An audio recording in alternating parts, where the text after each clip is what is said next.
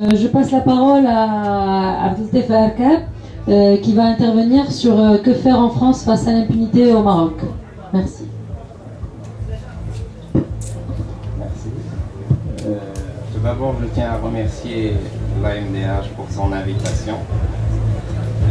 L'impunité au Maroc est un sujet qui nous préoccupe autant que toutes les associations de défense des droits de l'homme au Maroc. Je dois juste dire un petit mot sur la TMF, l'association de travailleurs maghrébins en France, qui existe depuis un certain nombre d'années, au moins 30 ans, pour certaines sections, sinon plus pour d'autres. C'est une association avec des fédératives qui regroupent à peu près une vingtaine d'associations et de sections. Je dis ça pour expliquer que les activités que nous pouvons mener ensemble entre associations de défense des droits de l'homme au Maroc et pour dénoncer l'impunité au Maroc, pour répondre à cette question, que faire pour dénoncer face à l'impunité au Maroc, c'est dire que les sections de la TMF qui sont engagées dans le combat de la lutte contre la répression au Maroc organise régulièrement des conférences, des débats, contacte souvent des associations amies avec qui nous travaillons à travers la France pour les informer. Quand il y a un pic de répression, bien sûr, nous les informons parce qu'on n'en parle pas, ou presque pas, dans les médias français.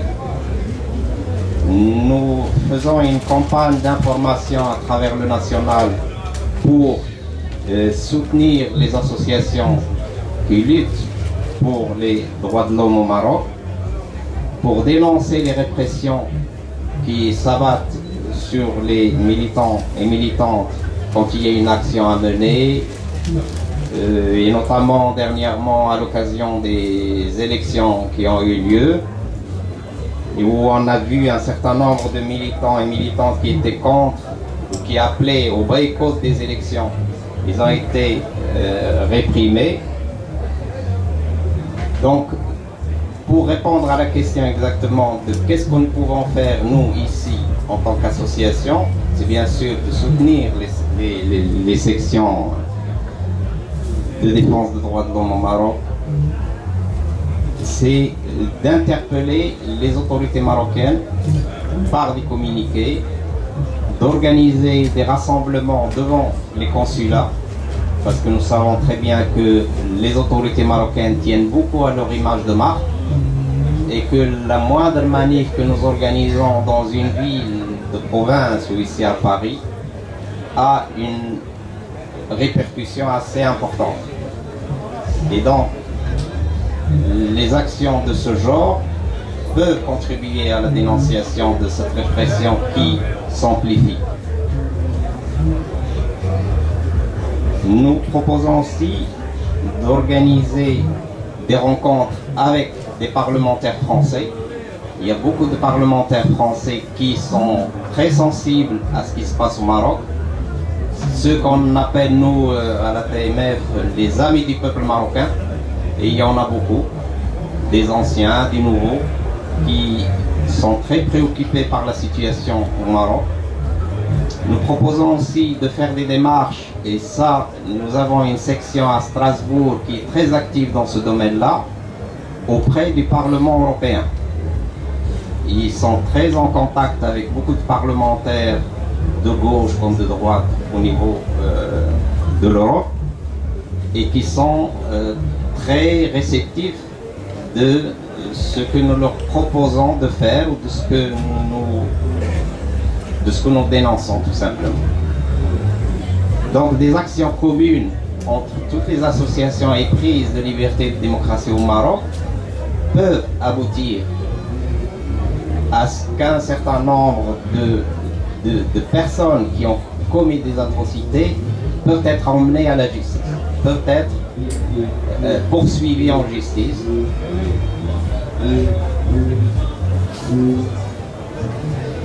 Nous proposons aussi de prendre ou de reprendre contact avec un certain nombre de journalistes.